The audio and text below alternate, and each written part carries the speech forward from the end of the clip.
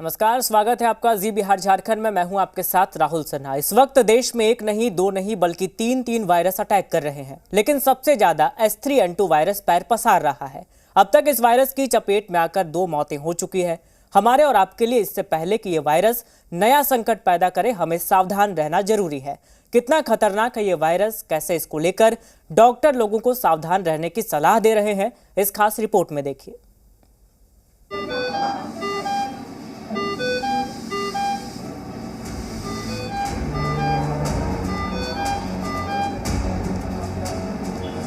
Virus का नया code H3N2 का हुआ हमला। बुखार की चपेट में कई राज्य।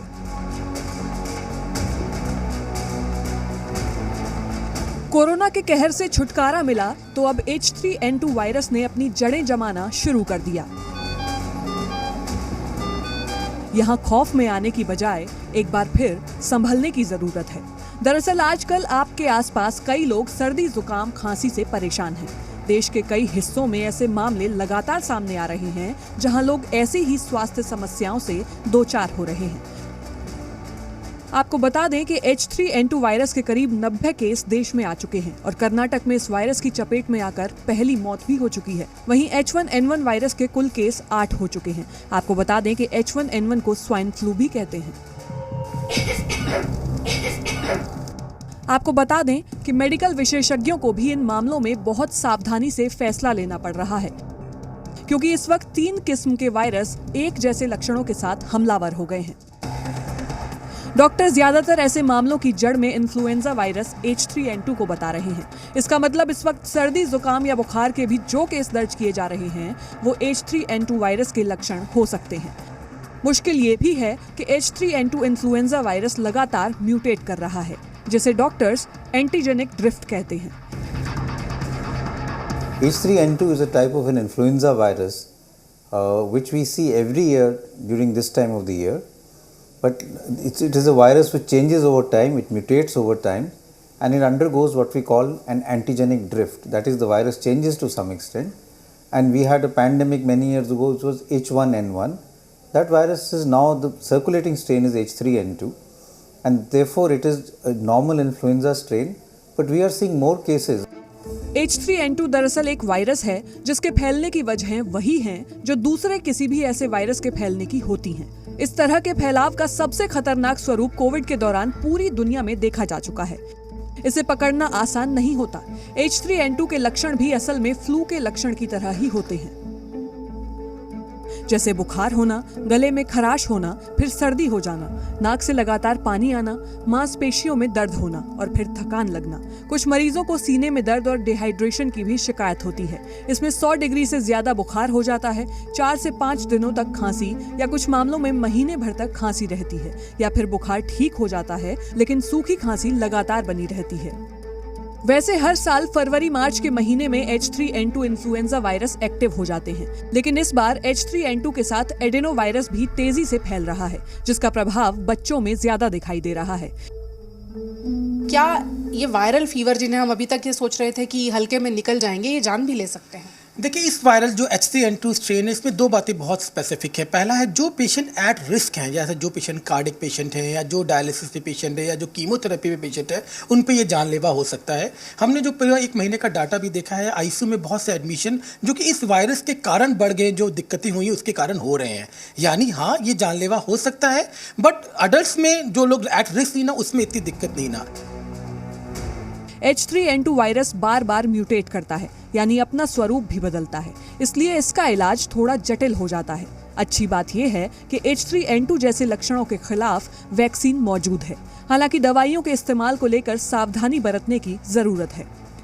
ये भी जानना बेहद जरूरी है कि कौन लोग इसकी चपेट में आ रहे हैं। कमजोर या कम इम्यूनिटी वाले लोगों को ज्यादा सावधान रहने की जरूरत है।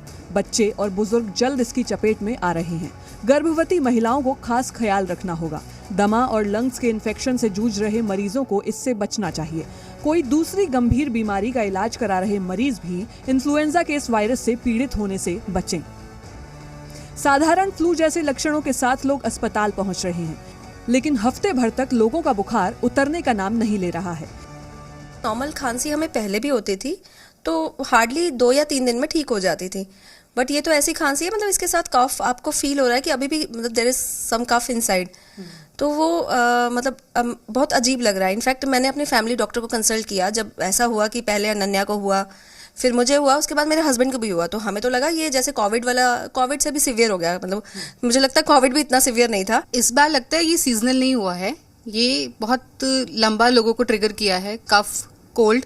और about I think last 20-25 days से मैं बहुत परेशान हूँ, सबको घर में हो रहा है। H3N2 वायरस के नए मामले किसी नई लहर से पहले का फेज हो सकते हैं। डॉक्टर्स का कहना है कि सावधानी बरतें, क्योंकि ट्रिपल वायरस अटैक से बचने का पहला डिफेंस यही है। दरअसल इस वक्त जो जानकारियां सामने आ रही हैं, उसे देखते हुए H3N2 वायरस के खतरे की आशंका बढ़ गई है। हालांकि कोविड के बाद देश में मेडिकल सिस्टम पहले के मुकाबले दुरुस्त हुआ है और किसी भी आपातकालीन हालात से निपटने के लिए सरकारी अमला भी फौरी तौर पर तैयार हो सकता है। दरअसल भारत में 15 दिसंबर से बुखार के जो मामले सामने आए हैं, ICMR के मुताबिक उनमें 50% मामले में इन्फ्लुएंजा ए का सब टाइप H3N2 वायरस पाया गया है। अस्पताल में भर्ती मरीजों में 92% बुखार से पीड़ित हैं, 86% को खांसी, 27% को सांस की समस्या और 16% मरीज निमोनिया से पीड़ित हुए हैं। इनमें 10% मरीजों को ऑक्सीजन की जरूरत पड़ी है और 7% मरीज को ICU में भर्ती कराना पड़ा है। कोरोना का डर लोगों के दिमाग से अभी निकला नहीं है। ऐसे में किसी वायरस का नाम सुनते ही धड़कनें यूं ही बढ़ जाती हैं। लेकिन घबराना इलाज तो नहीं होता, बल्कि सावधान रहा जाए तो इन्फ्लुएंजा ए H3N2 भी आपका कुछ नहीं बिगाड़ सकता। ICMR ने आपके बचाव के लिए गाइडलाइंस जारी कर दिए हैं। भीड़ भाड़ वाली जगहों पर न जाएं, जब जाएं तो फेस मास्क पहने रहें, साफ सफाई का ख्याल रखें, पानी साबुन का इस्तेमाल करें, खांसते छींकते समय नाक मुंह ढककर रखें, बार बार आंख और नाक छूने से बचें, ज्यादा मात्रा में तरल पदार्थ का सेवन करें, पानी, फ्रूट जूस, पेय पदार्थ लें, बुखार में पैरासीटामोल लें, लेकिन डॉक्टर की सलाह भी लें। इंक्रीज है पेशेंट्स में, स्पेशली जो कोल्ड का फीवर से आ रहे हैं, जिसमें फीवर तो फिर भी रिस्पॉन्ड कर जाता है, with in expected guidelines of 7 days में फीवर ठीक हो जाता है। बट कुछ बच्चे ऐसे हैं जिनमें कफ जो है 3-4 हफ्ते आराम से चल रहा है। खास बात ये कि पिछले 3 सालों में लोग जागरूक तो हुए हैं, लेकिन कोरोना काल के वक्त डर और लापरवाही भी देखी गई। इसलिए H3N2 वायरस को पूरी गंभीरता से लेने की जरूरत है, क्योंकि डर के आगे जीत है। इस वायरस के आक्रमण पर भी जीतना जरूरी है। तो अपने लिए, आपके लिए सलाह यही है कि जब मौसम में बदलाव हो रहे हो, उस वक्त अपने आप को मौसम की मार से भी बचा कर रखिए और बाहर निकलें तो मास्क, सैनिटाइजर, इन चीज़ों को फिर से अपना लीजिए। ये आपकी और पूरे देश की सेहत के लिए बेहद काम आने वाले हैं। पूजा मक्कड़, जी मीडिया।